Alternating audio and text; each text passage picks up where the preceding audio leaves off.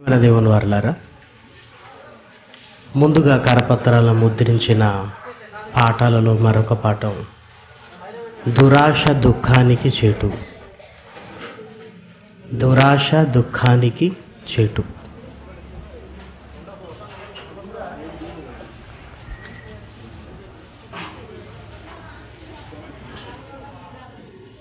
సాధారణంగా మనిషి జీవితంలో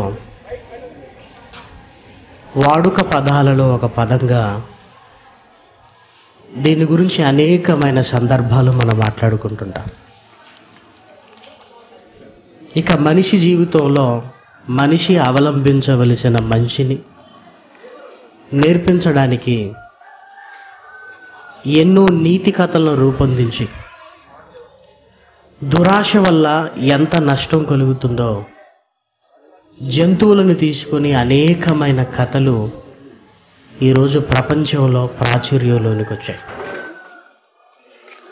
అంటే మనిషికి ఏదో విధంగా మంచి నేర్పించడానికి కళ్ళ ముందుంటున్న జంతువులను తీసుకొని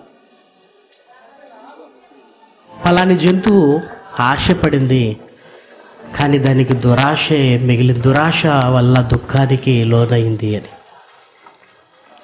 అంటే పిల్లలకు నేర్పించటంలో అందులో ఒక నీతిని చూపించడానికి ప్రయత్నం చేస్తుంటాం. పెద్దలకు కూడా కొన్నిసార్లు నీతిని చెప్పడానికి నీతి కథలుగా ఉన్నవి ఎంతో ఉపయోగపడుతుంటాయి. కానీ బైబిల్ దగ్గరికి మనం రాగానే బైబిలు కేవలం నీతిని బోధించే గ్రంథము మాత్రమే కాదు.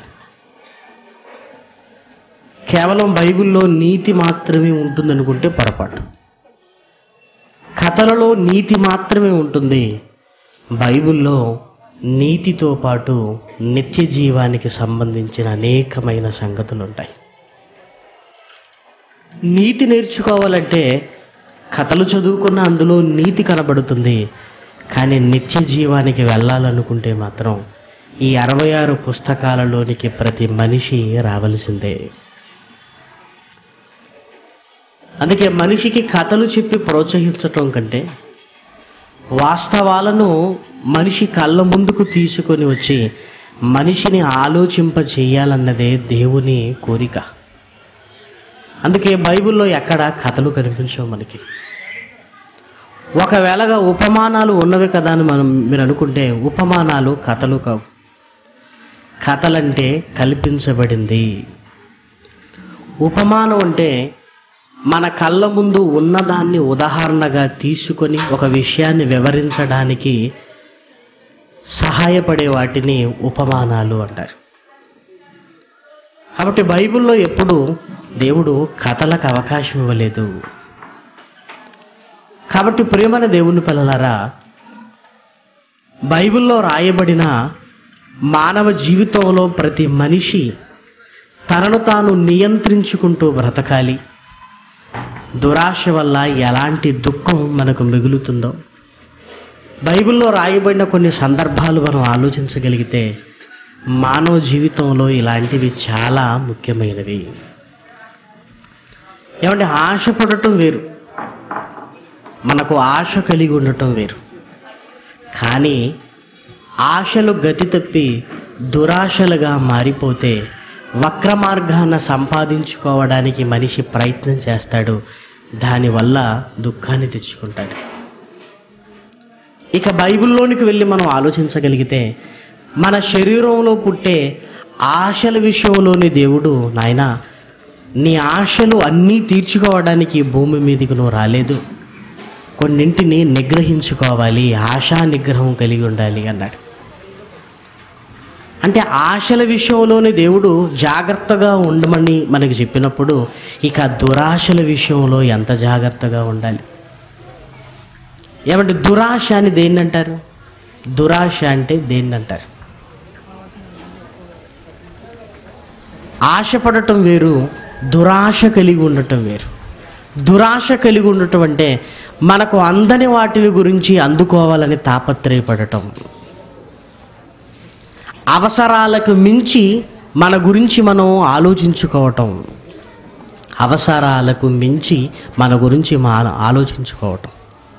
ఒకవేళ ఆ సామర్థ్యం మనకు లేకపోతే వక్ర మార్గాన్నైనా అందుకోవటానికి ప్రయత్నించేటువంటి ఏమంటే మనిషిలో ఎందుకు ఈ దురాశలు పుడుతుంటాయి? అసలు ఈ దురాశలకు ఎవరైనా కారకుడు ఉన్నాడా? దురాశలకు ఎవరైనా కారకుడు ఉన్నాడు? ఇవి ఎలా దుఃఖాన్ని మిగులుస్తాయో బైబిల్లోనికి వెళ్ళి ఆలోచించగలిగితే అనేక సందర్భాలలో మహనీయుడైన క్రీస్తు, పాత నిబంధన గ్రంథంలో ప్రవక్తలు వీటి విషయంలో మానవాళిని హెచ్చరిస్తూనే ఉన్నారు. కాబట్టి ఈ దురాశలు ఎందుకు మనలోనికి చోటు చేసుకుంటున్నాయో బైబిల్లోనికి వెళ్ళి జాగ్రత్తగా మీరు ఆలోచించగలిగితే, యోహాను సువార్త 8వ అధ్యాయం, యోహాను సువార్త 8వ అధ్యాయం. దయచేసి మీ బైబిల్ తెరిచి యోహాను సువార్త 8వ అధ్యాయం 44వ వచనం చూడండి. మీరు మీ తండ్రి యగు అపవాది సంబంధులు, మీ తండ్రి దురాశలను నెరవేర్చగోరుచున్నారు. ఆది నుండి వాడు నరహంతకుడై ఉండి సత్యమందు నిలిచినవాడు కాదు, వాని యందు సత్యమే లేదు. వాడు అబద్ధమాడునప్పుడు తన స్వభావమును అనుసరించియే మాట్లాడును. వాడు అబద్ధికుడును అబద్ధమునకు జనకుడునై ఉన్నాడు. ఇదిగో మీరు మీ తండ్రి దురాశలు నెరవేర్చగోరుచున్నారు అన్నాడు యేసుక్రీస్తు. ఎందుకు ఈ మాట అన్నాడంటే, యేసుక్రీస్తు యోహాను సువార్త 8వ అధ్యాయంలో ఆ సందర్భాన్ని మీరు బాగా మనసులో పెట్టుకోగలిగితే, ఇదిగో పాపము చేసేవాడు పాపానికి దాసుడవుతాడు, పాపం చేసేవాడు పాపానికి దాసుడవుతాడు అని మాట్లాడాడు ఆయన. వెంటనే కట్టలు తెంచుకున్న కోపంతో, మేము అబ్రహాము సంతానము, మేము అవనికిని దాసులం కాదు, మమ్మల్ని దాసులు అంటావా నువ్వు? మేము అబ్రహాము సంతానం. మా తండ్రి ఎవరు అనుకుంటున్నారు? అబ్రహాము. ఎవడు యూదులకున్న జబ్బు ఏంటంటేనండి, వీళ్ళ బ్రతుకు ఎలా ఉందో పట్టించుకోరు, కానీ మాటి మాటికి మా వెనకాల ఎవరున్నారో తెలుసా? ఎవరున్నారు? అబ్రహాం గారు ఉన్నారు, మా తండ్రి. మాటి మాటికి ఆ మాట మాట్లాడుతున్నారండి, మాటి మాటికి. అప్పుడు యేసుక్రీస్తు మాట్లాడుతూ, ఒకవేళ మీ తండ్రి అబ్రహాం అయితే అబ్రహాము చేసిన క్రియలు మీరు చేస్తారు. అబ్రహాము చేసిన క్రియ ఏంటి? దేవుని కొరకు కొడుకును బలి అర్పించడానికి సిద్ధపడిన ఆయన అంత గొప్పవాడైతే మీరెలాంటి వారు? ఆయన కుమారుణ్ణైన నన్ను మీరు చంపడానికి ప్రయత్నం చేస్తున్నారు. దేవునికి ఇవ్వటానికి ప్రయత్నం చేశాడు అబ్రహాము సంతానము మీరైతే మీరేం చేయాలి? దేవునికి ఇవ్వాలన్న ఆలోచన మీకు ఉండాలి తప్ప దేవుని కుమారుడైన నన్ను మీరు చంపాలనుకుంటున్నారు. నన్ను మీరు చంపాలనుకుంటున్నారంటే అబ్రహాము పిల్లలు మీరు ఎలా అవుతారు? అబ్రహాము పిల్లలు ఎలా అవుతారు మీరు? అబ్రహాముకున్న ఆశ ఏంటో తెలుసా? దేవునికి తన కొడుకునైనా ఇవ్వాలి అన్న ఆశ అబ్రహాము గారిది. అబ్రహాము తండ్రిని మీరు చెప్పుకుంటున్నారే, కానీ మీరేంటి దేవుని కుమారుడైన నన్ను చంపాలని మీరు ఆలోచిస్తున్నారంటే అబ్రహాము మీకు తండ్రి అని చెప్పుకునే అర్హత మీకు లేదు. అసలు మీ తండ్రి ఎవరో నేను చెబుతున్నాను అని మీ తండ్రి యగు అపవాది సంబంధులు అన్నాడు. మీకు కన్న తండ్రిగా ఉంది అబ్రహాము కాదు, అపవాది అన్నాడు. అంటే క్యాసెట్లలో కూడా ఒకటి ఉంటుందండి, అబ్రహాము పిల్లల అపవాది పిల్లల అని. దీని గురించి బాగా చక్కగా వివరించిన మాటలతో కూడిన క్యాసెట్. కాబట్టి అబ్రహాము సంతానం మీరు కాదు. అబ్రహాము సంతానం అయితే నన్ను మీరు ఎందుకు చంపాలనుకుంటున్నారు? నన్ను చంపాలనుకుంటున్నారంటే మీరు అపవాది సంబంధులు. మీ తండ్రి అపవాది. ఏమంటే తండ్రినే మార్చుకున్నారు, చూసారా? తండ్రినే మార్చుకున్నారంటే ఎంత దౌర్భాగ్యులంటే, ఎంత దౌర్భాగ్యులు. ఎందుకంటే మీకున్న తండ్రికి దురాశలు, వాడికి ఆశ కాదు దురాశ. వాడి దురాశలు మళ్ళీ నేను మీలో చూస్తున్నాను. వాడి దురాశలు మీరు నెరవేర్చాలనుకుంటున్నారు. వాడికి ఉన్నది దురాశ అన్నాడు. ప్రారంభంలో ఈ ప్రకృతిని దేవుడు కలిగించకముందు అత్యున్నతమైన సింహాసనం మీద పరలోకపు పరిపాలనలో ఉన్న దేవుణ్ణి చూసిన ఒకరోజు దేవదూత దేవుని ఔన్నత్యాన్ని చూసింది. చూసి ఏమనుకుందో తెలుసా? ఆ సింహాసనం మీద నేను కూర్చుంటే ఎలా ఉంటుంది? ఇది ఆశ, దురాశ? దురాశ. ఇది ఆశ కాదు, దురాశ. ఆ సింహాసనం మీద నేను కూర్చుంటే బాగుండు కదా. అబ్బా, ఆ సింహాసనం నాకు రావాలంటే ఇప్పుడు ఏం చెయ్యాలి? రాని దాని కొరకని ఎందుకు ఆశపడతారు? ఏమంటే చాలామంది పెద్దవాడిని పోల్చుకుంటూ నేను అంతటి వాడిని అయిపోతాను అనుకుంటుంటారండి. దేవుడు నిన్ను ఎలా ఉంచితే అలా ఉండరాదు. ఎవరినో ఎందుకు చూస్తున్నావు? ఏదో ఎందుకు ఆశపడుతున్నావు? కాళ్ళు నేల మీద ఉండాలి. లేదు నేల మీద నడిచి నాకు బోరు కొట్టింది, కాసేపు గాలిలో నడుస్తానంటే ఏమన్నా బాగుంటుందా? ఏమంటే పరలోకంలో ఒక దేవదూత, అసలు పరలోకంలోనే ఉండటం చాలా గొప్ప సంగతి. పరలోకంలోనే ఉండటం గొప్ప సంగతి. ఆ పరలోకంలో ఉండాలని కోరిక కలిగటం, ఆశపడటం వంటిది.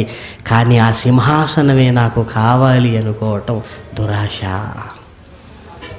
చూడండి, యెషయా గ్రంథం 14వ అధ్యాయంలో వాడి దురాశను గురించి మాట్లాడుతూ రాయబడిన ఒక మంచి మాట. యెషయా గ్రంథం 14వ అధ్యాయము 14వ వచనం.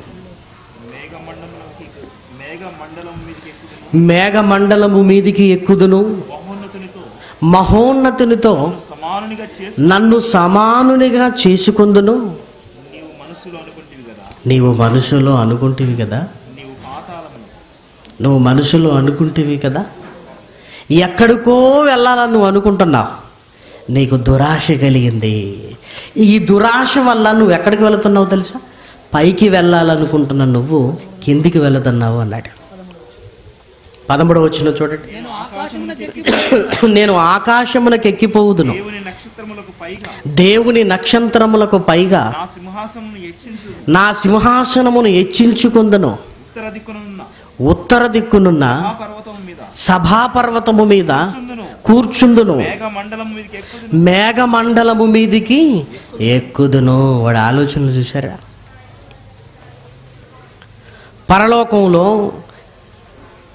దేవదూతగా దేవునికి సేవలందిస్తున్న ఒక దేవదూతలో దురాశ కలిగిందండి. ఆ దురాశను నెరవేర్చుకోవటానికి ఏం చేశాడో తెలుసా? పరలోక సైన్యాన్ని 2 భాగాలుగా చీల్చేశాడు. ఇదిగో, దేవునితో మనం ఉన్నంతకాలం ఇలా ఎప్పుడూ సేవ చేసుకుంటూ ఉండాలి. నాతో చెయ్యి కలుపుతారా? మీ దశే మారిపోతుంది.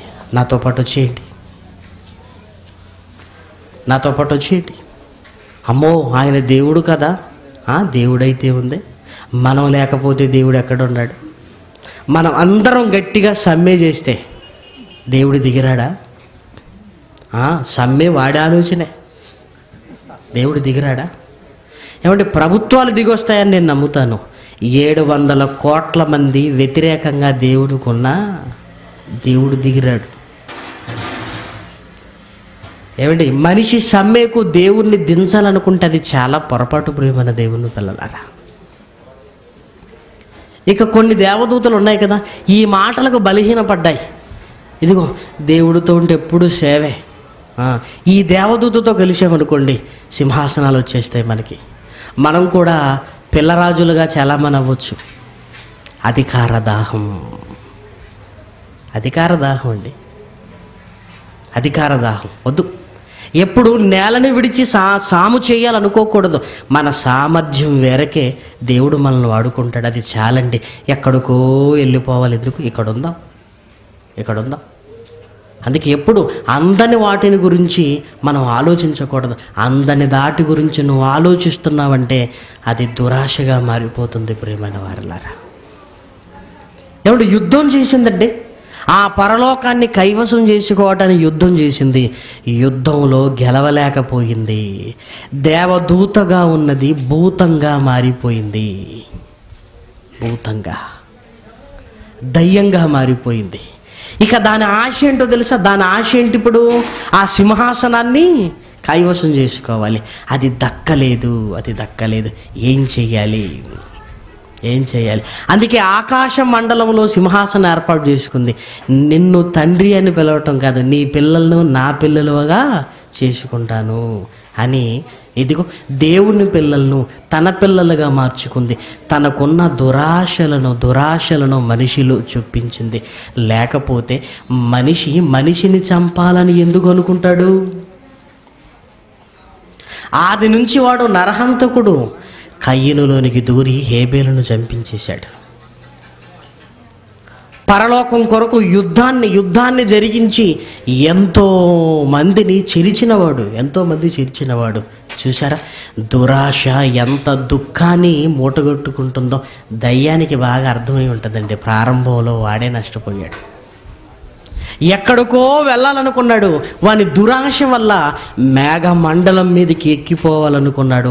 పాతాళపు లోతులకు దిగిపోయాడు. నీవు పాతాళమునకు, నరకములో ఒక మూలకు త్రోయబడితివే. ఏమంటే తనకి ఈ గతి పట్టిందని ఆలోచనతో తన పిల్లల మీద, దేవుని పిల్లల మీద, తన పిల్లలుగా మార్చుకోవాలని మనిషిలో కూడా ఆ దురాశలను పెడుతుంది. ఇదిగో మీరు అబ్రహాము పిల్లలు. ఆయన ఎవరు? ఒక వడ్లవాని కుమారుడికి అబ్రహాము సంతానికి ఏం తేడా లేదా? కానీ ఇదిగో యేసుక్రీస్తునే చంపించడానికి కయ్యనులోనికి దూరి హేబేలుని ఎలా చంపించిందో యేసుక్రీస్తునే చంపడానికి ప్రయత్నం చేస్తున్నారండి.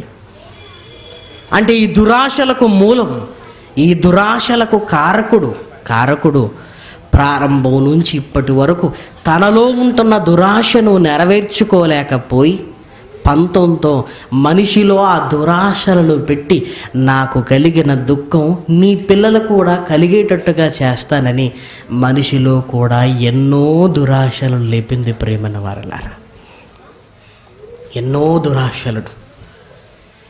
అందుకే మనిషి ఆలోచన విధానం మారిపోయింది. ఏదో మనకు కలిగిన దాంట్లో సంతృప్తిగా ఉందాం అన్న ఆలోచన లేదు. ఈ దురాశ ఎంత భయంకరంగా మారిపోతుందో మీరు చూడగలిగితే యాకోబు గారు రాసిన పత్రిక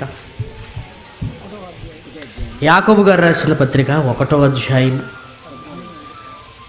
14వ వచనం చూడండి. ప్రతి వాడును తన స్వకీయమైన దురాశ చేత ఈడవబడి మరులు కొల్పబడిన వాడై శోధింపబడును.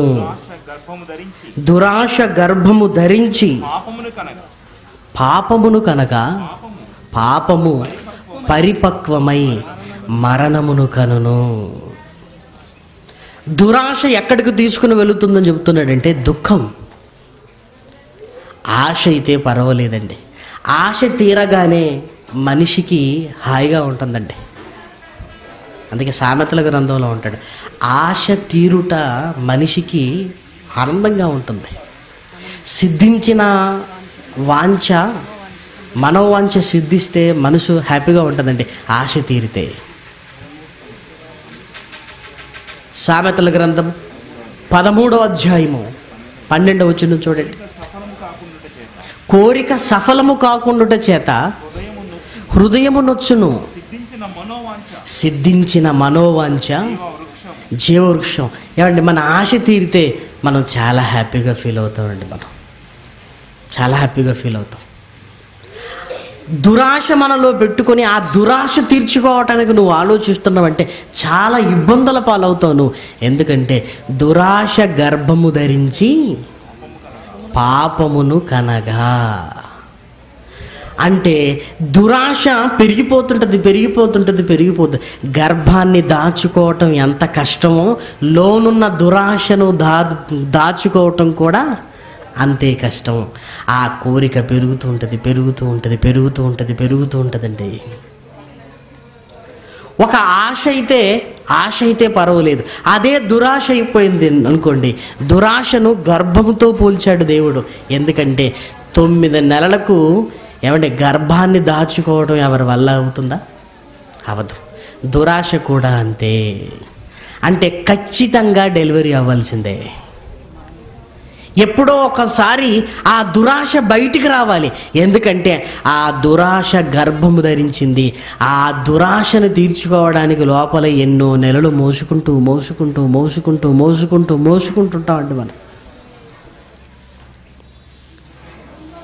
దురాశ గర్భము ధరించి పాపమును కనును. అది తీర్చుకోవటానికి ఏదో ఒక పాపము నువ్వు చెయ్యాలి. అది తీర్చుకోవాలంటే నువ్వు పాపము చేయాలి. ఎందుకంటే ఆశ కాదు కదా, అది దురాశ గర్భమును ధరించి పాపమును కంటుంది. ఆ పాపమైనా కాస్త కంట్రోల్గా ఉంటుంది అనుకుంటున్నారా? లేదు. ఆ పాపము పరిపక్వమై మరణమును కనును. అంటే మనిషిని మరణపు లోతుల్లోనికి తీసుకుని వెళుతుందన్నమాట. దురాశ దగ్గరనే నువ్వు కంట్రోల్గా ఉన్నావు అనుకోండి, గర్భము ధరించదు.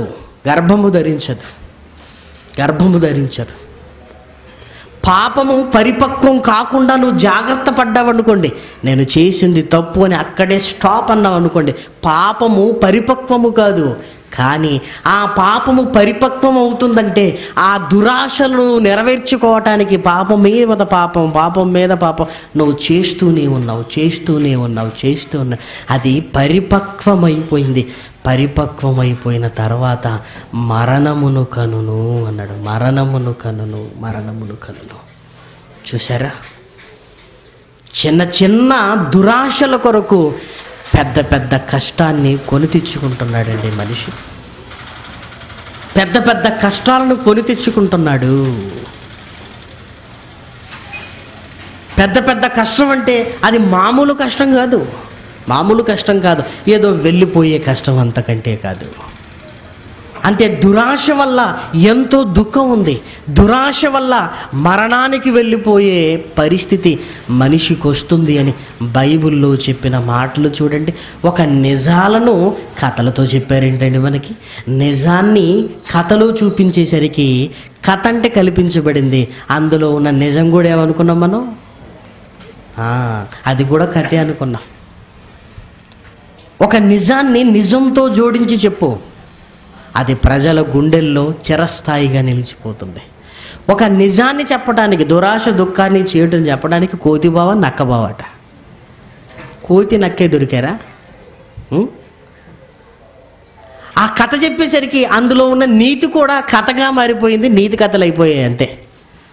కానీ దేవుడు కథలతో వాస్తవాలను ఎక్కడా చెప్పలేదు. ప్రియమైన దేవుని పిల్లలారా, మనిషిలో మరులు కొలపబడుతున్న ఈ దురాశలు, మనిషిలో పెంపొందించుకుంటున్న ఈ దురాశలు మరణానికి మనిషిని తీసుకుని వెళ్ళిపోతాయి. ప్రియమైన దేవుని పిల్లలారా, ఎందుకు?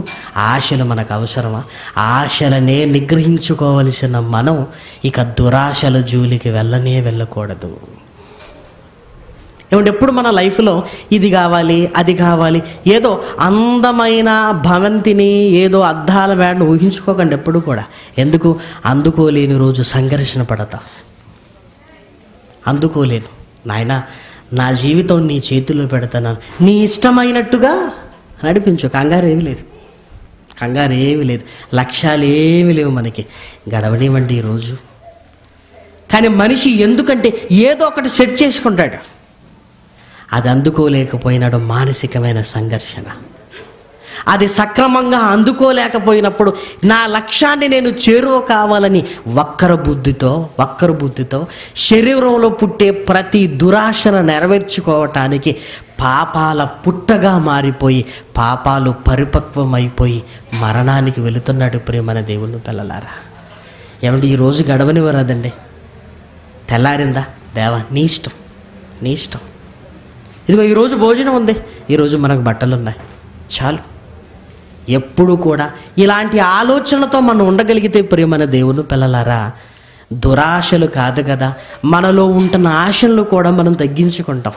దేవుడు కొరకు ఇది నాకు అవసరమా? అమ్మో ఇది నేను కొనుక్కునే బదులు దేవుడి కొరకు ఓ పని నేను చేయొచ్చు కదా, ఇది కొనుక్కుంటే నా ఆశ తీరుతుంది, కానీ చేస్తే దేవుని మాటలు సమాజానికి వెళతాయి కదా అని ఇదిగో మన ఆలోచనలు చక్కగా వాక్యాన్ని బట్టి ఉండాలి. ఎందుకంటే దురాశలకు అంతు లేదు, దురాశలకు అంతు లేదు. ఆ తర్వాత మనం చేయబోయే పాపాలకు కూడా అంతు లేదు. ఇక అంతమంటారా, చివరికి మరణం తెచ్చుకోవటమే ప్రియమైన దేవుని పిల్లలారా. కాబట్టి ఈ దురాశ ఎలా గర్భము ధరించి మరణానికి వెళుతుందో బైబిల్లో రాయబడిన ఒక అద్భుతమైన సందర్భాన్ని మీరు చూడగలిగితే యెహోషువ గ్రంథము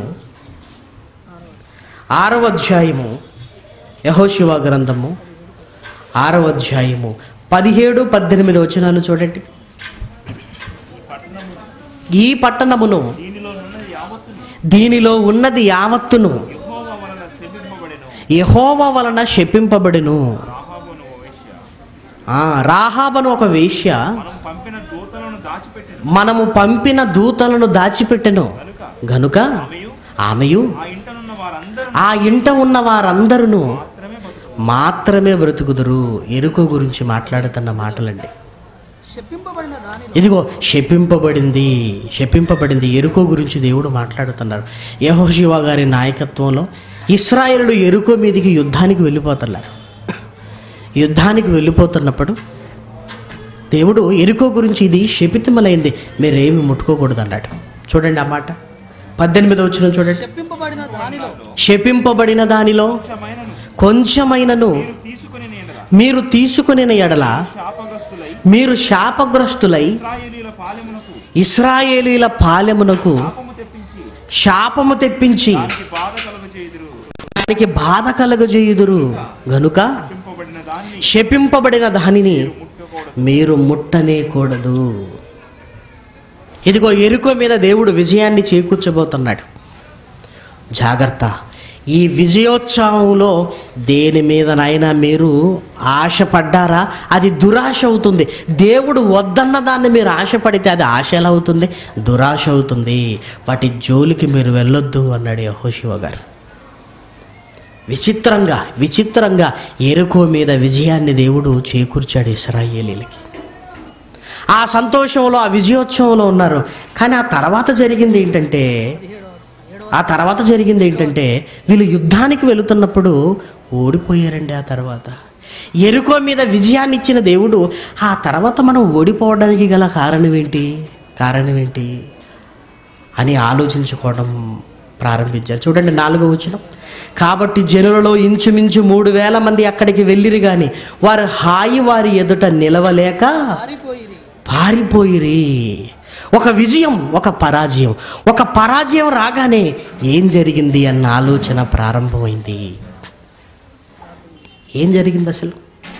అందుకేనండి మనల్ని పొగిడేవాడు ఉండకూడదు, ఎప్పుడు మనల్ని ఒకడు అంటూనే ఉండాలి. ఎందుకో తెలుసా? మనం చక్కగా మారిపోతుంటామండి. ఏమంటే మనల్ని పొగిడే వారి వల్లే మనకు ప్రమాదం అండి. బైబిల్లో మాట తెలుసు కదా మీకు, జనులు మిమ్మల్ని కొనియాడినప్పుడు మీకు శ్రమ అన్నాడు. కొనియాడుతున్నప్పుడు ఆహా ఓహో అంటున్నారంటే అయిపోతుందన్నమాట మన పని. చాలా జాగ్రత్తగా ఉండాలి. మనల్ని ఏమైనా అంటున్నారనుకోండి, ఏమండి అంటున్న వారిని మనం ఏమనుకోవద్దు. ఎందుకు తెలుసా?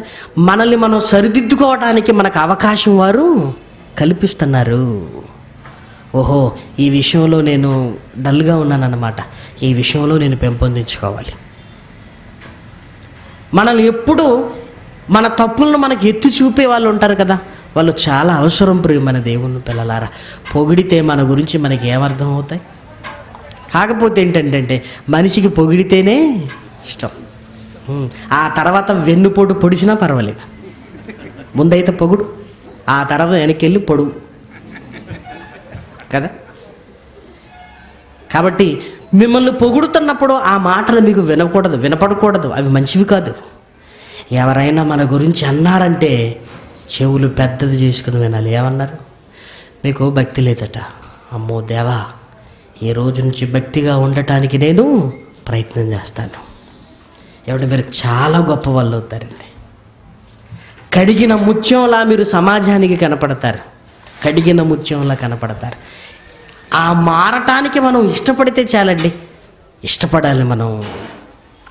ఎరుకో మీద విజయం వచ్చింది, హాయి మీదకి వెళ్ళారు 3000 మందితో. పరాభవం.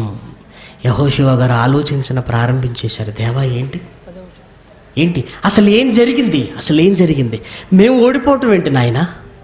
ప్రతి పరాజయం వెనకాల వెనుక తిరిగి చూసుకొని మనం చేసిన తప్పులను చూసుకోవాలి. ప్రియమైన దేవుని పిల్లలారా, విజయాన్ని చేకూర్చినప్పుడు గర్వం రాకూడదు, పరాజయంలో కుంగిపోకూడదు.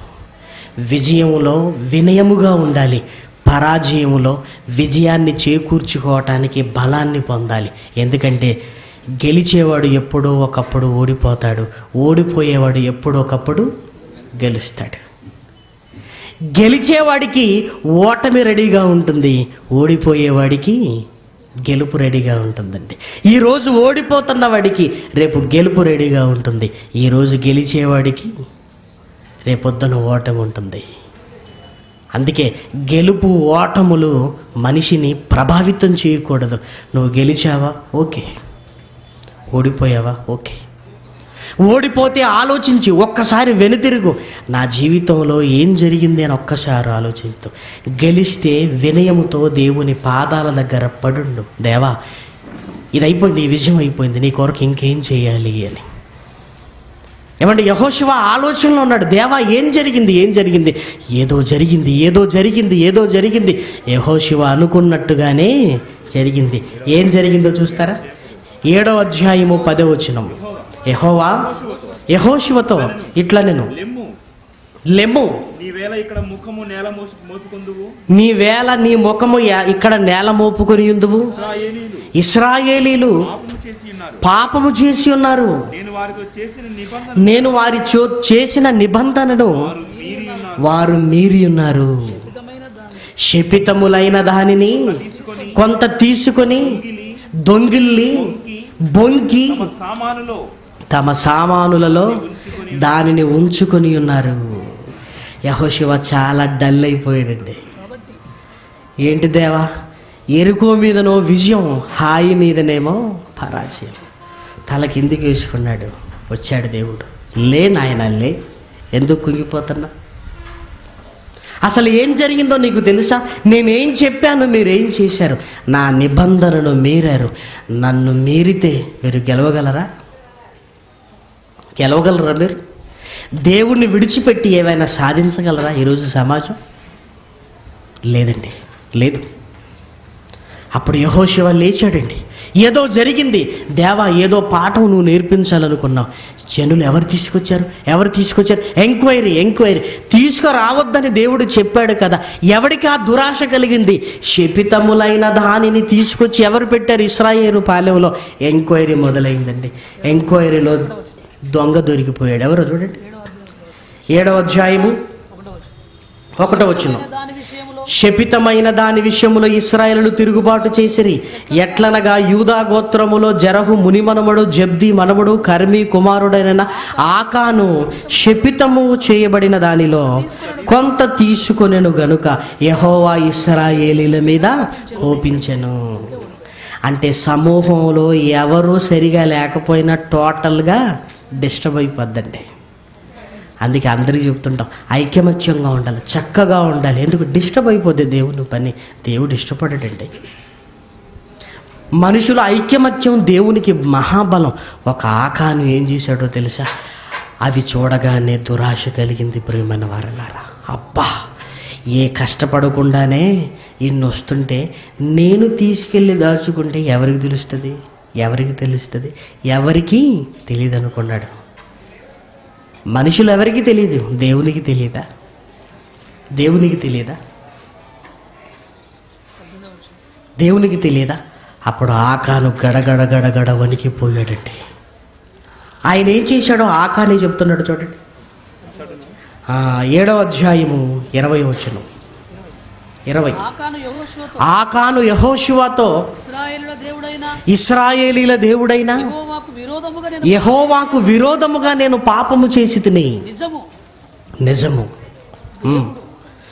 చదవండి.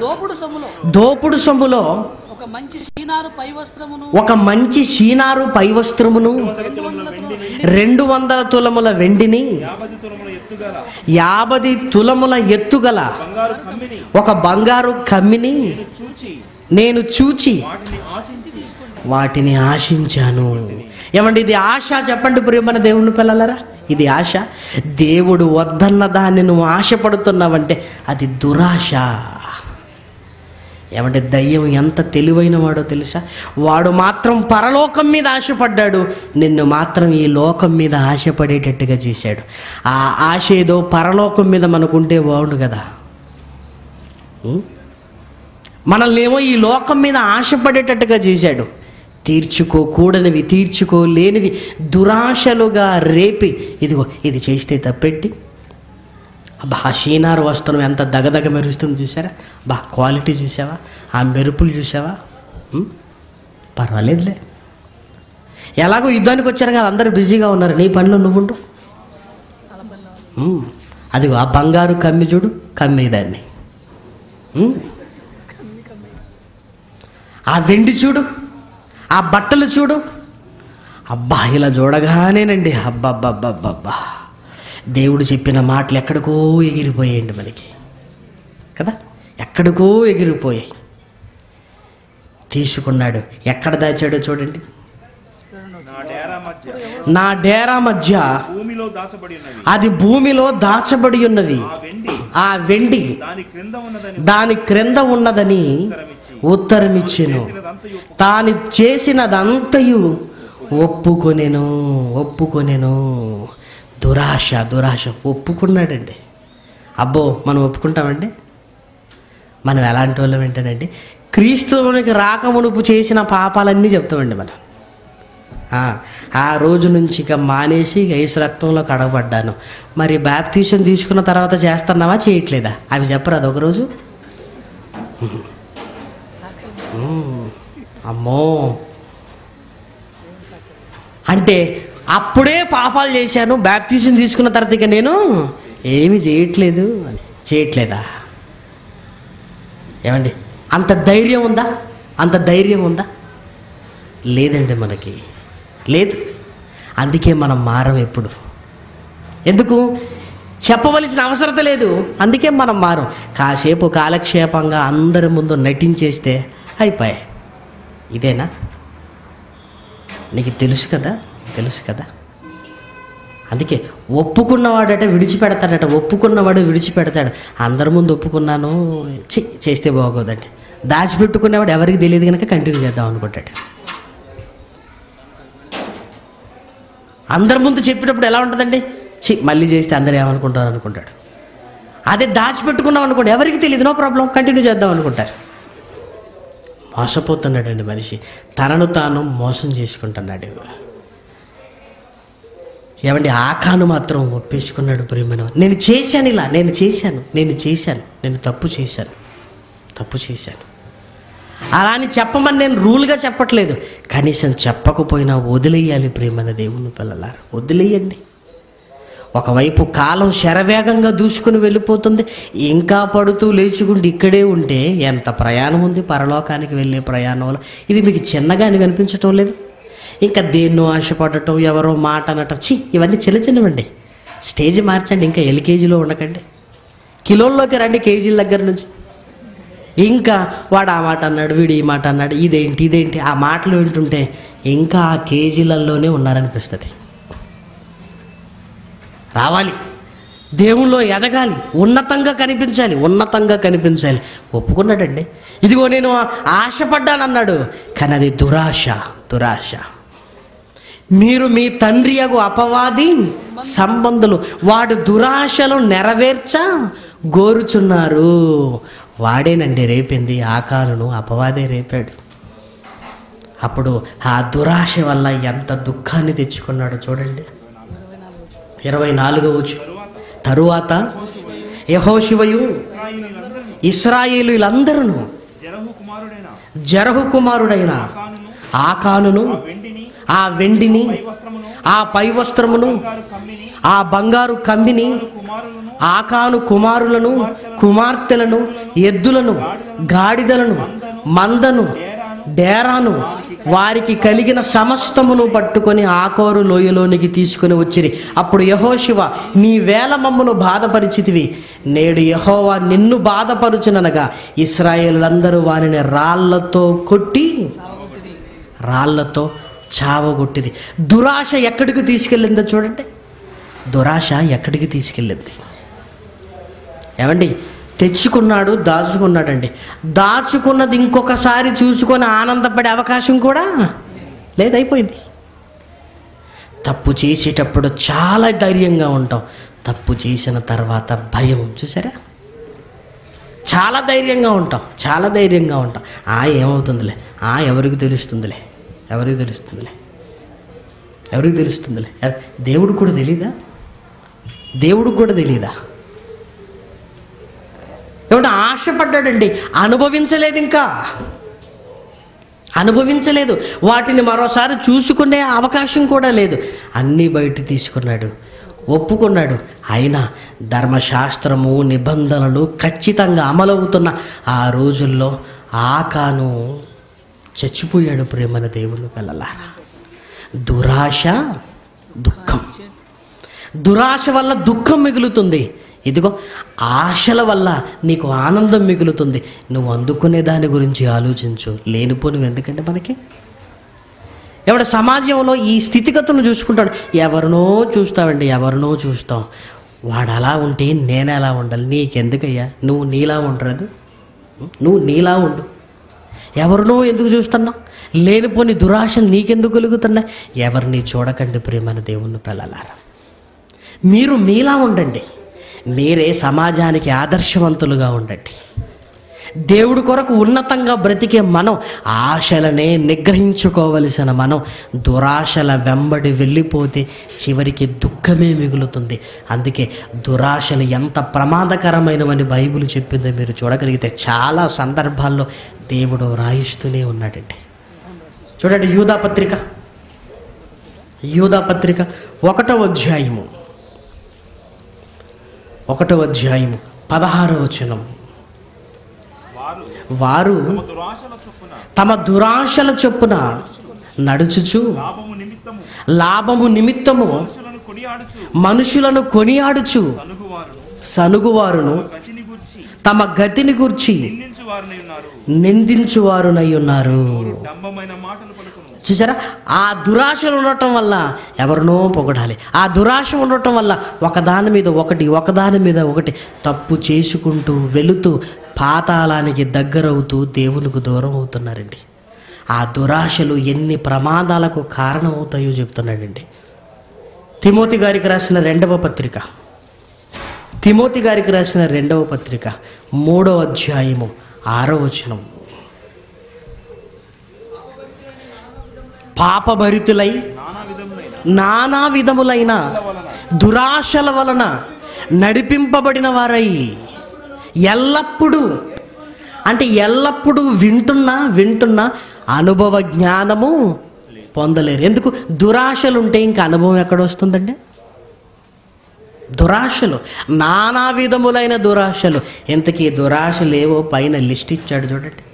2వ వచనం నుంచి, ఎలాగనగా మనుషులు స్వార్థప్రియులు, ధనాపేక్షులు, బింకములాడువారు, అహంకారులు, దూషకులు, తల్లిదండ్రులకు అవిధేయులు, కృతజ్ఞత లేనివారు, అపవిత్రులు, అనురాగరహితులు, అతిద్వేషులు, అపవాదకులు, అజితేంద్రియులు, క్రూరులు, సజ్జనద్వేషులు, ద్రోహులు, మూర్ఖులు, గర్వాంధులు, దేవుని కంటే సుఖానుభవమును ఎక్కువగా ప్రేమించువారు, పైకి భక్తి గల వారి వలె ఉండి దాని శక్తిని ఆశ్రయించని వారయ్యుందును. ఇవన్నీ దురాశలు ప్రేమన దేవుని పిల్లలారా. ఇవన్నీ దురాశలు. ఇవన్నీ ఈ లక్షణాలు మనలో ఉంటుంటే ఎల్లప్పుడూ వింటుంటారు, ఎల్లప్పుడూ నేర్చుకుంటారు, కానీ అనుభవ జ్ఞానం అనేది రాదు. వాటిని వదిలేస్తే నువ్వు అనుభవ జ్ఞానంలోకి వెళ్తావు. వాటినే పట్టుకుని ఉంటే ఎల్లప్పుడూ ఎప్పుడు నువ్వు వింటున్నా నీకు ఎక్స్పీరియన్స్ అనేది రాదు. ఎందుకు? విన్న ప్రకారంగా బ్రతకడానికి ఇష్టపడితే అనుభవంలోనికి వస్తాం. మానలేకుండా వాటిలో ఉండి ఎన్ని పాఠాలు విన్నా ఏం లాభం చెప్పండి? ఏమండి, విన్న పాఠాలలో పాఠానికి ఒక్క మంచి మనలో పెంపొందించుకున్న చాలా మంచివారుగా మారిపోతాం ప్రియమైన వారులారా. పాఠానికి ఒక మంచి మనం పెంపొందించుకున్నా చాలా గొప్పవారం అయిపోతాం.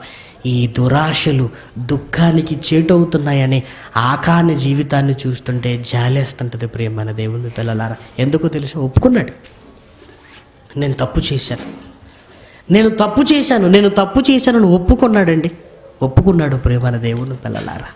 కానీ దేవుని నిబంధనను మీరినందుకు రాళ్లతో కొట్టి చంపేయవలసిన దుస్థితికి వెళ్ళింది. ఆ బంగారం ఎందుకు, ఆ వెండి ఎందుకు, ఆ బట్టలు ఎందుకు, ఇవన్నీ ఎందుకండి? ఇక నేను బ్రతుకుతాననుకున్నాడు, నేను హాయిగా ఉంటాననుకుంటున్నాడు. కానీ ఆ దురాశ వల్ల చివరికి తన జీవితం ఏమైపోతుందో తెలియక చివరికి తనను తానే అంతమొందించుకునే దుస్థితిలోనికి వెళ్ళిపోయాడు ప్రియమైన దేవుని పిల్లలారా. అలాగే ఒక ఇస్కరియోతు యూదా కూడా ఉన్నాడండి. యోహాను సువార్త 12వ అధ్యాయము, యోహాను సువార్త 12వ అధ్యాయము 4వ వచనం నుండి, ఆయన శిష్యులలో ఒకడు అనగా ఆయనను అప్పగింపనైనున్న ఇస్కరియోతు యూదా ఈ అత్తరెందుకు 300 దేనారములకు అమ్మి బీదలకు ఇయ్యలేదనెను. వాడి ఇలాగు చెప్పినది బీదల మీద శ్రద్ధ కలిగి కాదు గాని వాడు దొంగ అయ్యుండి తన దగ్గర డబ్బు సంచి ఉండినందున అందులో వేయబడినది దొంగిలించుచూ వచ్చెను. ఇస్కరియోతు యూదా అండి. ఇస్కరియోతు ఆ డబ్బు సంచి ఇస్కరియోతు యూదా దగ్గర పెట్టండి అన్నాడు. అబ్బా, వాడు మొహం వెలిగిపోయిందండి. దేవా, నన్ను బలి అర్థం చేసుకున్నాను. అందులో ఎంత వస్తుంది, ఎంత పోతుంది. ఇక యేసుక్రీస్తు ఎలా అంటాడు? లెక్కలు అడిగి ఇదేంటి అదేంటి అని అడుగుతాడండి ఆయన. ఇంకా హ్యాపీగా ఉన్నాడండి ఇస్కరియోతు యూదా. ఈ నెమ్మదిగా ఏమైపోయిందో తెలుసా? యేసుక్రీస్తుకు అభిషేకం చేస్తుంటే అబ్బబ్బా వ్యర్థం చేశారు మీరు, అమ్మి బీదలకి ఇవ్వచ్చు కదా అన్నాడు. బీదల మీద ప్రేమ ఉండి కాదు, మరి డబ్బు మీద ఆశపడి, దురాశ, డబ్బు ఎందుకు? ఇప్పుడు బీదలకి ఇవ్వచ్చు అనగానే వెంటనే ఆ డబ్బు తీసుకొచ్చి ఇస్కరియోతు యూదాకి ఇవ్వండి, బీదల సంగతి ఆయనే చూసుకుంటాడు అంటాడు. అప్పుడు డబ్బును వీడు చూసుకుంటాడు కదా. ఇప్పుడు నా దగ్గరకు రావాలంటే బీదలకి ఇవ్వాలి. ఎందుకు? డబ్బు సంచి నా దగ్గరే ఉంది. బీదల మీద ఉండి ప్రేముండి కాదు.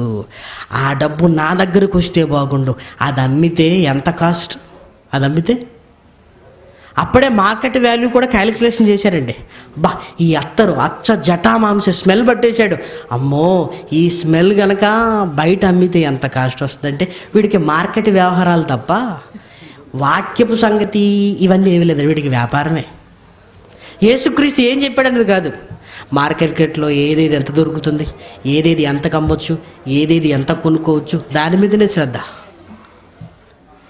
ఏమంటే ఈ దురాశ ఎక్కడికి నడిపించింది అనుకుంటున్నారు? యేసు ఇస్తే అందులో కొంచెం దొంగిలించేవాడు ఒకరోజు ఏమనుకున్నాడో తెలుసా? ఈయన్నే అమ్మేస్తే అన్నాడు. ఒకరోజు అత్తరమ్మితే ఇంత వస్తుంది అనుకున్నవాడు మరో రోజున ఏమనుకున్నాడో తెలుసా? అత్తరు కాదు, అసలు ఈయన్నే అమ్మితే ఎంత వస్తుంది అనుకున్నాడు. 26వ అధ్యాయము 14. అప్పుడు 12 మందిలో ఒకడును ఇస్కరియోతు యూదా ప్రధాన యాజకుల యొద్దకు వెళ్ళి, నేను మీకు ఆయనను అప్పగించిన ఎడల నాకేమి ఇత్తురని వారిని అడిగెను. అందుకు వారు 30 వెండి నాణెములు తూచి వానికి ఇచ్చిరి. అప్పటి నుండి వాడు ఆ వెండి నాణాలు, ఏమండి, యేసు ఇచ్చినవి వాడుకునే వీడు ఒకరోజు ఏమనుకున్నాడో తెలుసా? ఆ మహానుభావుడికే తలకు వెలకట్టాడు. ఆయన తలనే వెలకు పెట్టాడు ప్రియమైన దేవుని పిల్లలారా. 30 వెండి నాణాల. ఏమంటే ఇస్కరియోతు యూదాకు యేసుక్రీస్తు వాల్యూ కూడా తెలియదండి సరిగా. మరీ 30ఏనా కదా? అదే మన లాంటి ఉంటే అమ్మో 30 ఇస్తానంటే కుదరదు అంటాం. ఎందుకంటే ఈ అవకాశం పోతే మళ్ళీ మనకు రాదు. మనమే అంటాం. ఏమండి అందితే దోచుకున్నంత అందుకోవాలి మనం, అంతే. మళ్ళీ అవకాశం పోతే రాదు. అందుకే విదేశాల నుంచి వేల కోట్ల రూపాయలు దోచుకుంటున్న వారు ఈరోజు ఉన్నారు. ఏమండి వీళ్ళని కానీ బేరం పెట్టమంటేనండి కోట్లకు బేరం పెడతారండి. 30 వెండి నాణాలు అన్నాడు. ఆ వెండి నాణాలు తీసుకున్నాడు, బరువు చూశాడు, మాటికి చూసుకున్నాడు. భలే సంతోషంగా ఉంది.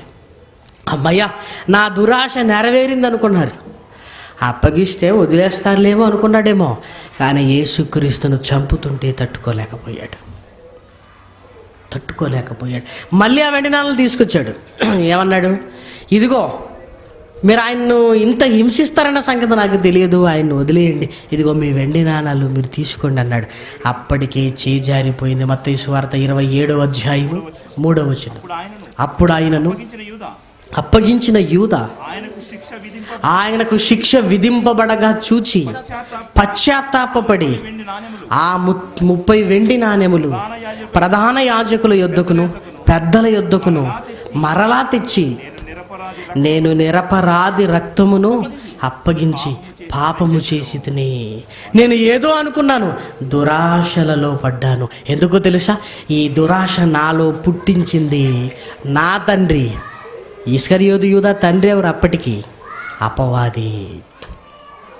ఆ అపవాది వాడిలో ఆలోచన పుట్టించిన ఉంటుందండి. యోహాను సువార్త 13వ అధ్యాయంలో చూడండి ఆ మాట. వాడిలో ఆ ఆలోచన పుట్టించను అన్నాడు. ఆ దురాశ సంబంధమైన ఆలోచన. యోహాను సువార్త 13వ అధ్యాయము 2వ వచనం. వారు భోజనము చేయుచుండగా ఆయనను అప్పగింపవలనని సీమోను కుమారుడగు ఇస్కరియోతు యూదా హృదయములో అపవాది అంతకు ముందే ఆలోచన, మీరు మీ తండ్రియగు అపవాది సంబంధులు వాడి దురాశలు నెరవేర్చగోరువారు అన్నాడు. ఆ తర్వాత అర్థమైపోయిందండి, నేను తప్పు చేశాను, పాపం చేశాను. కానీ అప్పటికే చేజారిపోయింది. ఇస్కరియోతు యూదా వాడి దురాశ వాడిని ఎక్కడికి తీసుకెళ్ళిందో తెలుసా? పోయి ఉరిపెట్టుకున్నాడు, చచ్చిపోయాడు, నరకానికి వెళ్ళిపోయాడు, బాధలోనికి వెళ్ళిపోయాడు. ముందే నేను యేసుక్రీస్తుని అప్పగించిన తర్వాత చావవలసి వస్తుందేమో అని ఆలోచించుంటేనండి యేసుక్రీస్తుని అప్పగించి ఉండేవాడు కాదండి. అంటే ముందు మనకు ఎలా కనపడుతుందంటే ఏం కానట్టే ఉంటుందండి. కానీ ఆ తర్వాత ఎలా ఉంటుందో మీరు ఊహించుకుంటే ఎందుకు చేశాను కుమిలిపోవాలి. కొన్నిసార్లు మళ్ళీ సరిదిద్దుకునే అవకాశం కూడా ఉండకపోవచ్చు. చలికాలంలో మంచు పడుతున్నప్పుడు వాహనాలు నడిపే వారికి చాలా కష్టంగా ఉంటుందండి. ఎందుకు? మంచు పడుతున్నప్పుడు ఏమీ లేనట్టుగానే ఉంటుంది, మంచు కప్పుతుంది కనుక. ఏమంటే మనం కూడా అలానని అనుకుంటామండి, ఏం కాదులేండి అనుకుంటాం. ప్రారంభంలో అలా అనిపిస్తుంది. కానీ తప్పు చేసిన తర్వాత ఏం జరుగుతుందో ఒక్కసారి ఆ వాతావరణంలోనికి వెళితే ప్రియమైన దేవుని పిల్లలారా, క్షణిక కాలపు కొరకు ప్రతి క్షణం బాధపడే దుఃఖంలోనికి వెళ్ళాలి. ఎందుకు చెప్పండి? ఆ తర్వాత అవమానం, ఆ తర్వాత నిందలు, ఆ తర్వాత అవమానం, ఆ తర్వాత భయంకరంగా సమాజంలో చిన్న చూపు చూసుకొని వీడు ఇలాంటోడు అలాంటోడని అది నిజమైతే వాటిని నువ్వు భరించగలవా? అసలు వాటిని భరించగలవా? వద్దు. తప్పులోనికి వెళ్ళక మునిపే, మన దురాశలు నెరవేర్చుకోక మునిపే దీని వెనకాల చాలా ప్రమాదం ఉందన్న సంగతి మనం ఆలోచించాలి. ఎందుకంటే సాతానుడు ముందు ఆశ చూపిస్తాడు, ఆ తర్వాత ప్రాణం తీస్తాడు. ముందు పర్వాలేదులే అనుకుంటుంది, ఆ తర్వాత ప్రాణం పోయేటట్టుగా చేస్తాడు ప్రియమైన దేవుని పిల్లలారా. అయినా దేవుడు ఏం తక్కువ చేశాడండి మనకి? దేవుడు ఏం తక్కువ చేశాడు చెప్పండి? చక్కగా ఈ భూమి మీద బ్రతికే అవకాశం ఇచ్చాడు కదా. నీకున్న ఆశలు ఆయన తీరుస్తున్నాడు కదా, తృప్తిపరుస్తున్నాడు కదా. ఉన్న వాటి యందు సంతృప్తి పడుతూ కొద్ది కాలం భక్తి కలిగి కన్ను ముయ్యగలిగితే ఒక మహా ఆనందం నీ కొరకు ఎదురు చూస్తుంది. మహా ఆనందం. యేసుక్రీస్తు తనకివ్వబడిన 33.5 సంవత్సర కాలాన్ని ఎందుకు ఉండగలుగుతున్నాడో తెలుసా? ఆ మహాలోకాన్ని ఆలోచించుకుంటే ఇక్కడ ఏదైనా వదులుకోవాలనిపిస్తుంది, ఎంత కష్టమైనా ఉండాలనిపిస్తుంది. వెళ్ళిపోయే మనకు ఇవన్నీ ఎందుకు చెప్పండి ప్రేమన దేవుని పిల్లలారా? ఎందుకు? దురాశ గర్భము ఎందుకు ధరించాలి? గర్భము ధరించి ఎందుకు పాపం కనాలి? పాపము పరిపక్వమై ఎందుకు మరణానికి వెళ్ళిపోవాలి? ఇస్కరియోతు యూదా తన చోటికి వెళ్ళిపోయాడు. యేసుతో ఉండి యేసులా బ్రతకవలసిన వాడు యేసుని అమ్ముకోవాలనుకున్నాడు. సొంత రక్షకుని అమ్ముకొని సొమ్ము చేసుకోవాలనుకున్నవాడు ఆ సొమ్మును అనుభవించాడా? పారేశాడండి. ఈ మాత్రం దానికైనా యేసుక్రీస్తుని నమ్మడాలనుకుంది? ఈ మాత్రం దానికైనా? పోనీ ఆ 30 వెండి నాణాలలో 1 వెండి నాణాన్ని ఉపయోగించుకున్నాడా తన కొరకు? లేదే. ఈ మాత్రం దానికైనా? ఇప్పుడు కావాలనుకుంటున్న ఆ తర్వాత నీకు వద్దనిపిస్తుందండి. ముందు 30 వెండి నాణాలు కావాలనిపించింది, ఆ తర్వాత ఇస్కరియోతు యూదాకు వద్దనిపించింది, పడేసాడండి. ముందే వద్దనుకుంటే బాగుండు కదా ప్రియమైన వారలారా. ఆశలనే చంపుకోమన్నాడు దేవుడు, ఆశలనే చంపుకోమన్నాడు. దురాశలను మనం ప్రోత్సహించుకుంటూ వెళ్ళిపోతే దుఃఖానికి వెళ్ళిపోతాం. నీ జీవితం ఒక ఆకాను, ఆయన జీవితం ఏమైపోయిందో చూసారా? ఇశ్రాయేలులో లేకుండా తుడిచివేయబడ్డాడు. ఒక దురాశ, మిగిలింది దుఃఖం. ఒక 30 వెండి నాణాలు అనుకున్నాడు, దురాశ, మిగిలింది దుఃఖం. ఇలా ఎన్ని సందర్భాలు చెప్పమంటారు బైబిల్లో? ఏమంటే ఇవి కథలు కాదు ప్రేమన దేవుని పిల్లలారా, ఇవి కథలు కాదు ప్రేమన వారలారా. వాస్తవ యథార్థ జీవిత గాథలు ఇవి, కథలు కాదు. కాసేపు బాగుందని పక్కన పెట్టడానికి. కొన్ని జీవితాలు దురాశ వల్ల దుఃఖానికి వెళ్ళిపోతున్నాయి. మన జీవితం అలా కాకూడదు ప్రేమన వారలారా. సానపెట్టండి భక్తిని, సాధించండి భక్తిని. ఎక్సర్సైజ్ ప్రతిరోజు దేవుడి కొరకు భక్తిగా బ్రతకడానికి ప్రయత్నం చేయాలి, సానపెట్టాలి, మెరుగులు దిద్దుకోవాలి, ఆశలను చంపుకోవాలి, దురాశలను ఇదిగో మనలో ఏలనివ్వకూడదు. వద్దు, ఇది మంచిది కాదు. ఎందుకు? అందని వాటిని గురించి ఎందుకు ఊహించుకోవాలి? దేవుడు నిన్ను ఎలా వాడుకుంటాడో నీకు తెలుసు కదా. ఏదో పెద్ద ఎందుకు ఊహించుకుంటాను? అది దయ్యపు ఆలోచన. లేని దాన్ని ఊహించుకుంటున్నాడు, భ్రమ పెట్టుకుంటున్నారు, ఎక్కడికో వెళ్ళిపోతాను అనుకుంటున్నారు. కానీ చివరికి దేవుణ్ణి విడిచిపెట్టి వాడితో పాటు నరకానికి జారిపోతున్నారని ఎంతమందికి తెలుసు ప్రియమైన దేవుని పిల్లలారా? అందుకే జాగ్రత్తగా బైబిల్ను ఆలోచించగలిగితే దురాశ దుఃఖానికి చేటు. దురాశ వల్ల దుఃఖం మిగులుతుంది. ఆశా నిగ్రహం వల్ల కొద్ది కాలం ఓపిక పట్టండి ప్రియమైన వారలారా. ఏదో చేయాలని మనకు అనిపిస్తుంది, కొంచెంసేపు కంట్రోల్గా ఉండండి. ఒక మహాలోకం పరలోకానికి అడుగుపెట్టిన తర్వాత అప్పుడు దేవుడు కంట్రోల్గా ఉండండి నాయన అని ఏమన్నాడు? నా కొరకు బాధలు పడి వచ్చారు నా పిల్లలు, ఎంత ఆనందమో అని. ఏమంటే పరలోకం ఎంత గొప్పగా ఉంటుందో చెప్పమంటారా? పరలోకంలో నువ్వు అడుగు పెట్టగానే మొట్టమొదటిగా మనం ఏమనుకుంటామో తెలుసా? దేవా, ఎంత చిన్న భూమి మీద కష్టం నేను పడితే ఎంత మహాలోకాన్ని ఇచ్చావా. అక్కడ గుండెపోటు రాదు గనక బతికిపోతాం మనం. ఒకవేళ అక్కడ కూడా గుండెపోటు వచ్చింది అనుకోండి, ఎవరు బతుకరు. దేవా, ఈ మాత్రం చిన్నగా నేను బ్రతికినందుకు ఇంత మహాలోకం ఇచ్చావా అయిపోతామండి. ఇప్పుడు మాత్రం మనకి ఎలా ఉంటుందంటే, అమ్మో ఇంత కష్టంతో పరలోకానికి వెళ్ళటం మన వల్ల అవుద్దా? వీడు వెళ్తాడా, వాడు వెళ్తాడా, నేను కూడా వెళ్ళను. బా, అందరిని ఎందుకు చూసుకుంటున్నాడు? ఎవరు వెళ్ళరు. మా ఇంటి పక్కోడిగే వెళ్ళడు, మా ఇంటి ముందో వెళ్ళాడు, నేను వెళ్ళను. ఆహా, ఎంత ఆదర్శమైన వాళ్ళని చూసుకుంటున్నాడండి. ఎంత ఆదర్శవాన్ని చూసుకుంటున్నాడు. మీరు అర్థం చేసుకోండి ప్రియమైన వారలారా. అక్కడికి వెళ్ళిన తర్వాత ఏమనిపిస్తుంది అంటే, నేను ఇంత చిన్నగా బ్రతికితే దేవుడు ఇంత మహాలోకాన్ని ఇచ్చాడా, ఇది ముందే అర్థమైతే ఇంకా బాగా కష్టపడొద్దును కదా అనుకుంటాను. ఇంకా ఏదైనా చేసి వద్దును కదా, నేను ఇంకేదైనా చేసి వద్దును కదా. దేవా ఎంత పొరపాటు అయిపోయింది. ఆ మహాలోకం అంత అద్భుతంగా ఉంటుంది. ఆ మహాలోకం అంత అద్భుతంగా ఉంటుంది. ఈ మాయలోకంలో ఈ దురాశలను ఎందుకు నెరవేర్చుకుంటావు నువ్వు? ఎందుకు? వద్దు, ఏది వద్దు. కొన్ని ఆశలు కూడా మనకొద్దు. ఎన్ని వదులుకుంటున్నావో అంతకంటే 1000 రెట్లు 1,000,000 రెట్లు పరలోకంలో నువ్వు పొందుకోబోతున్నావు ప్రియమైన వారలారా. ఎంత గొప్ప లోకం నీ కొరకు ఎదురు చూస్తుందో చూడు. ఆ లోకానికి వెళ్ళటానికి ఈ లోకంలో ఏం చేసినా పర్వాలేదు, చివరికి చచ్చినా పర్వాలేదండి. ఎందుకంటే మహాలోకం ప్రియమైన దేవుని పిల్లలారా. అందుకే మన దురాశల వల్ల దుఃఖానికి వెళ్ళకుండా దేవుని ఆశ తీర్చి మనం కూడా ఆనందకరమైన మహాలోకానికి వెళ్ళాలి. ఈ డబ్బు, ఈ దురాశలు ఇవన్నీ వద్దు, వాటిని జయించాలి. అందుకే రోమిలకు రాసిన పత్రికలో రాయబడి చూడు, 6వ అధ్యాయం 12వ వచనం.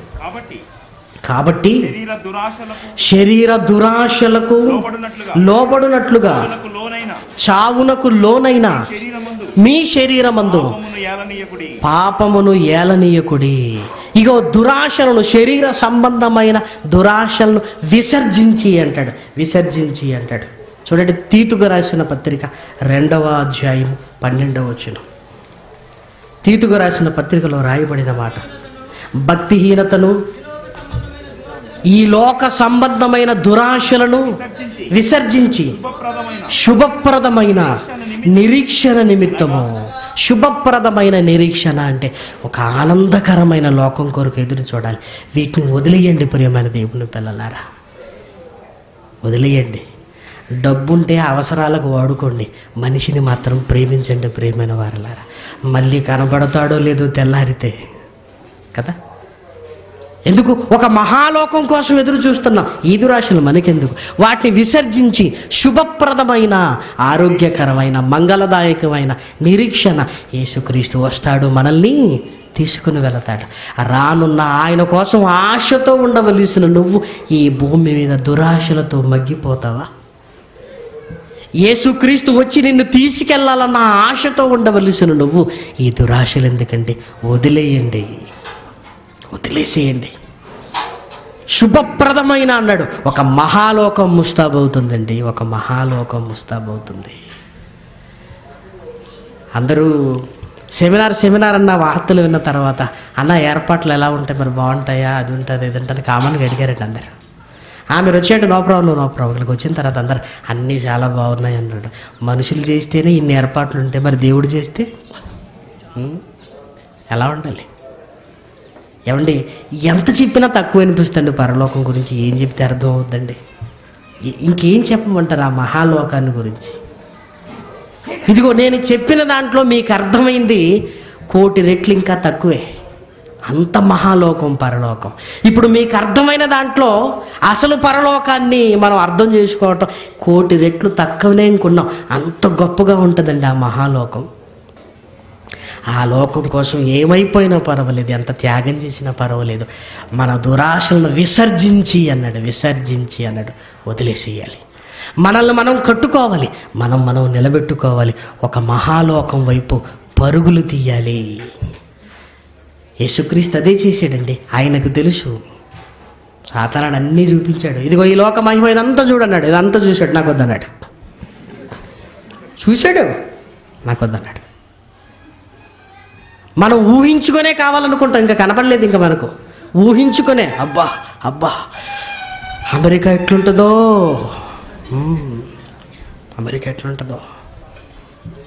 కదా, ఊహించుకొని ఆశపడుతున్నాం మనం. యేసుక్రీస్తు అన్నీ చూశాడు. ఏంటి అన్నాడు, వద్దన్నాడు, అంత అయిపోయింది. ఎందుకు? ఇది చూస్తున్నా దేని గురించి ఆలోచిస్తున్నాడు తెలుసా? తండ్రి, లోకము పుట్టక మునుపు నీ దగ్గర నాకు ఏ మహిమ ఉండెనో ఆ మహిమ కావాలి. ఇదెందుకు? మట్టి లోకపు మహిమ నాకు అవసరం లేదు అన్నాడు. వద్దన్నాడు ఆయన, నాకు అవసరం లేదన్నాడు. చూసారా? ఏదైనా వద్దనుకోండి, మీకు లాభకరమైనది వద్దనుకోండి, మీకు లాభకరమైనది వద్దనుకోండి, అందులో ఆనందం ఉంది ప్రియమైన దేవుని పిల్లలారా. నీకు లాభకరమైనది వద్దనుకో ఏదో రోజైనా, అందులో ఆనందం ఉంది. అందులో ఎందుకు? దేవుడు కొరకు నేను త్యాగం చేసిన ఆనందం ఉంటుంది. కాబట్టి ఈ మాటల వల్ల ఇదిగో మన మిగిలిన జీవితకాలం దురాశలు మనలో ఉండకూడదు. దురాశలను విసర్జించాలి. శుభప్రదమైన నిరీక్షణ, యేసుక్రీస్తుతో పాటు వెళ్ళిపోవలసిన మనము ఇదిగో ఆ నిరీక్షణలో ఆశ కలిగి ఉండాలి. కాబట్టి ఒకసారి అందరు చెప్పండి, దురాశ దుఃఖానికి చేటు. కాబట్టి ఆ జోలికే, ఆ ఛాయలకే మనం వెళ్ళకూడదు. ఆ ఛాయలు మనలోనికి రాకూడదు. ప్రార్థన చేసుకుంటాం. దయగలిగిన మా కన్న తండ్రి, ఒక్కొక్క మాట నాయన హృదయాంతరాలలోనికి వెళ్ళి మమ్మల్ని తొలుస్తుంది నాయన. మీ కొరకు బ్రతకమని బలవంతం చేస్తుంది. మీ కొరకే బ్రతకాలన్న కోరిక పుట్టిస్తుంది. వాక్యంలో ఉంటున్న శక్తి ఎంత గొప్పదో మీ పిల్లలుగా మేము అనుభవిస్తున్నాం నాయన. ఈ బలవంతము, ఈ ఆలోచన ఇక్కడి నుంచి వెళ్ళిన తర్వాత కూడా మీ మాటలైనా మమ్మల్ని వెంటాడి వేటాడే విధంగా మా హృదయాంతరాలలో భద్రపరచండి. అందుకు మీ పిల్లలనైనా యోగ్యులుగా వాక్యం పట్ల జాగ్రత్త కలిగే బ్రతకగలిగే భాగ్యాన్ని బట్టి మరి ఈరోజు సభ జరగనేంటుండగా కృప చేయండి. ఉన్నతంగా మీ మాటలతో